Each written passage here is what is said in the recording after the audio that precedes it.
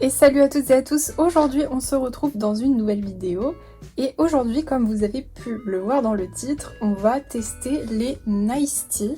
Alors j'ai eu de la chance, j'ai réussi à les commander sur Amazon. J'ai bien évidemment pris le plus gros pack, c'est-à-dire celui à 136 feutres. Alors pour ceux qui ne savent pas ce que sont les Nice Tea, ce sont des acrylic paint markers. Globalement ce sont des feutres avec de la peinture acrylique dedans, ce qui garantit une meilleure couvrance. Pour rappel, dans la première vidéo où je vous avais parlé de mes colos, j'avais testé 7 boîtes de feutres et ceux-ci sont à partir d'eau. Donc eux par exemple ils vont beaucoup moins couvrir les traits que vous avez sur vos colos par exemple. Comme moi je suis beaucoup plus fan des marqueurs acryliques, j'ai voulu en acheter.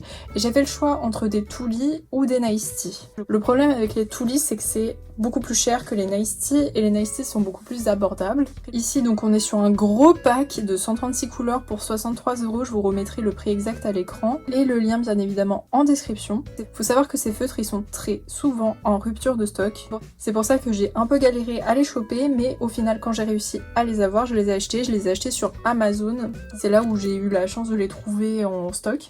Et comme vous pouvez le voir, donc ils sont multi-surface, puisque comme ce sont des acrylic paint markers, ça peut bien évidemment recouvrir énormément de surface. Comme je savais que j'allais recevoir mes feutres, j'ai prévu 2-3 petites choses. Tout d'abord, un nuancier. Comme vous pouvez le voir, j'ai déjà fait des tests de couleurs pour faire un réel sur Instagram.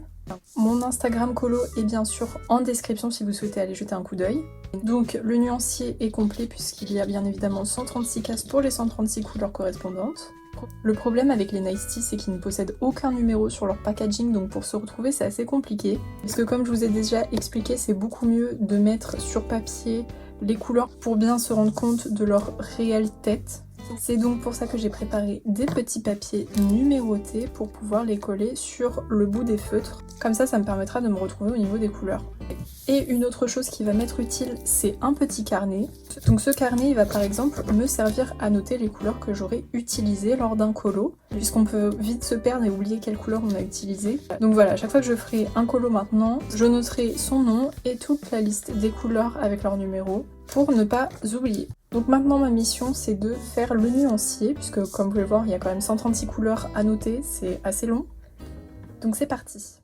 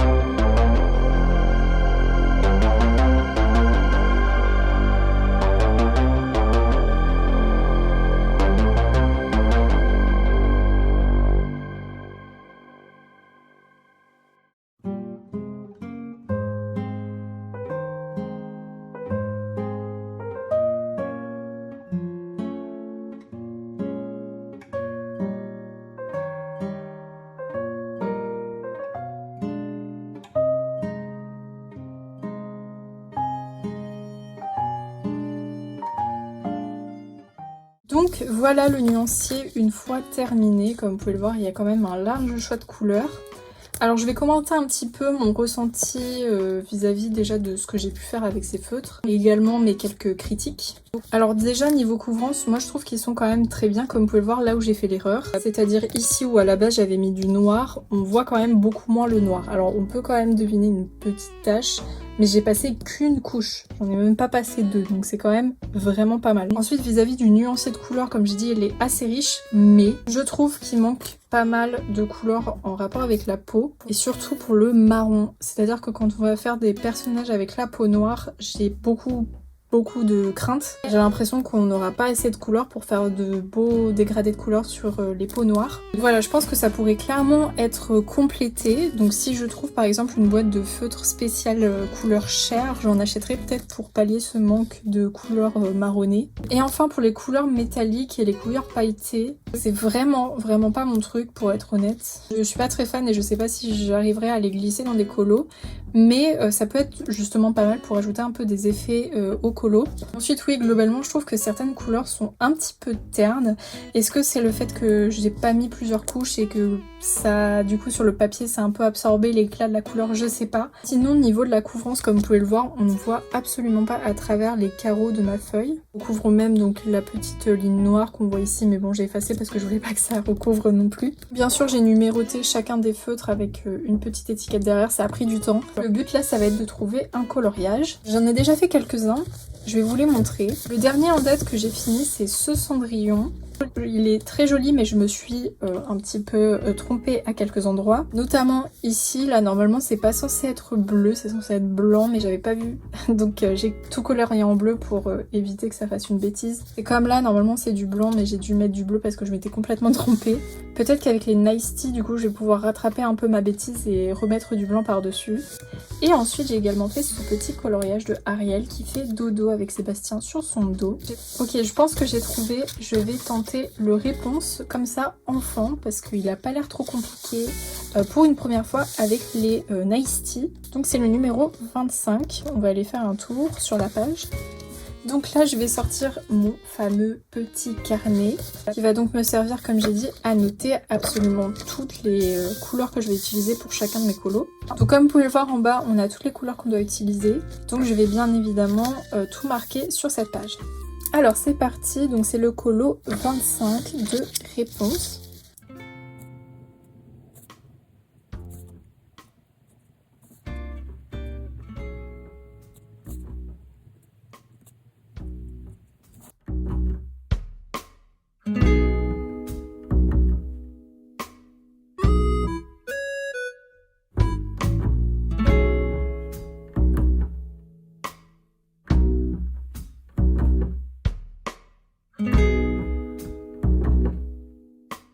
Donc je vais noter au fur et à mesure les couleurs que je vais utiliser, on va pas tout faire d'un coup. Pour éviter que je me perde, je vais noter toutes les couleurs de mes feutres avec un feutre justement. Donc ici c'est un Maped Graph Peps.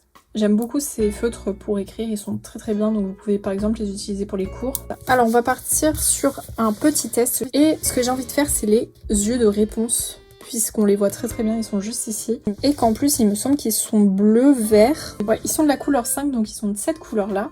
Et c'est là où le nuancier va être très utile, puisque là, nous avons en visuel absolument toutes les couleurs des feutres, et on n'a pas besoin de les tester individuellement à chaque fois pour être sûr de quelle couleur on prend. Donc là, comme on peut le voir, j'ai besoin donc d'un vert, cette couleur pour être précis. Et là je dois avouer que je suis un petit peu tentée de prendre une couleur comme ceci qui brille, vous voyez, qui est un peu métallique. Puisque j'ai envie que les yeux de réponse ressortent un petit peu, donc je pense que je suis tentée par cette couleur. Alors on a dit qu'il me fallait la 122 et la 124. C'est 124, voilà, donc on va essayer tout de suite. Alors tout d'abord je vais commencer par faire les contours afin de ne pas faire trop de bêtises.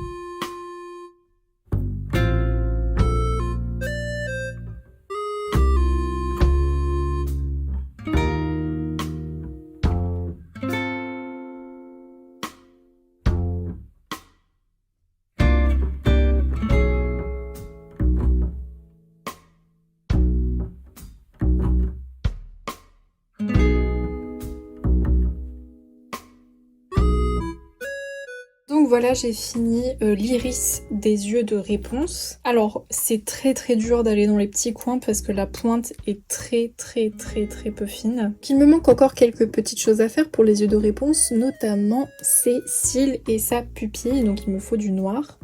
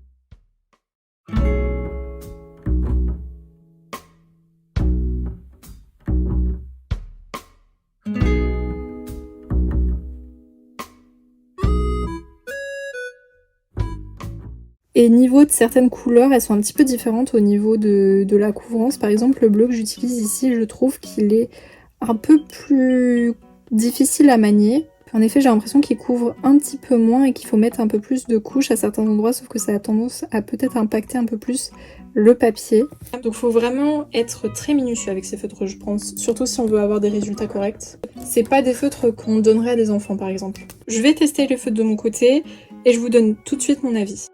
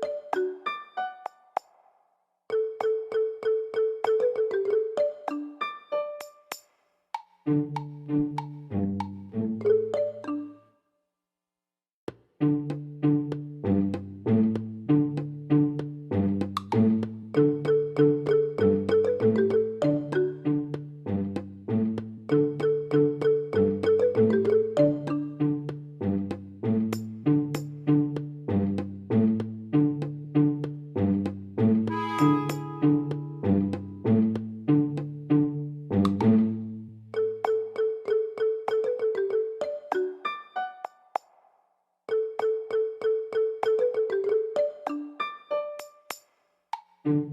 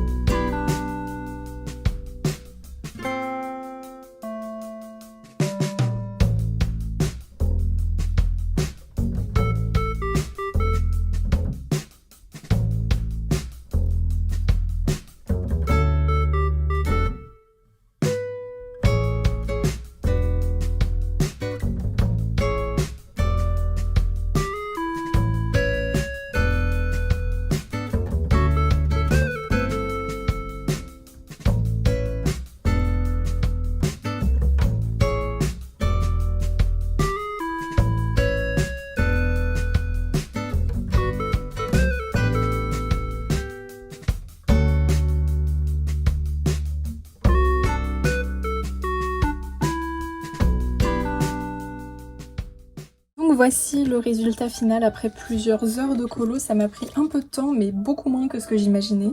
Donc comme vous pouvez voir, ma petite réponse c'est très joli, elle est très bien faite. J'aime beaucoup l'effet que j'ai donné sur les yeux, je suis très contente d'avoir utilisé ces marqueurs parce que du coup ça fait trop joli. Et ma mère elle a beaucoup aimé aussi puisque je lui ai montré. Je suis juste pas fan par contre du choix de certaines couleurs, notamment là on a utilisé du gris sur ces deux endroits pour l'ombre, ce que je trouve pas terrible mais bon je pense que c'est censé représenter de la pierre. Alors, au niveau maintenant de la revue des feutres, puisqu'on est surtout là pour ça, j'ai beaucoup galéré avec une couleur qui était juste abominable, c'est celle-ci. Vous l'avez vu dans la vidéo quand j'ai colorié, elle était insolente. L'embout, il arrêtait pas de partir à chaque fois que j'essayais de le taper un petit peu sur un papier, puisque avant chaque utilisation, je tape un petit peu sur un petit papier pour imprégner la mine d'encre. Et là à chaque fois la mine elle faisait n'importe quoi, donc vraiment celui-là il était insupportable. Après petite chose que j'ai pas mentionné, mais dans la petite boîte il y a également des mines qui sont fournies avec. Voilà, il y en a pas beaucoup mais il y en a au moins quelques-unes. Parce que ça peut arriver que certaines mines forcément ça affaisse avec le temps. C'est pour ça que je vous conseille de pas être trop violent avec vos mines quand même. Et ensuite niveau résultat,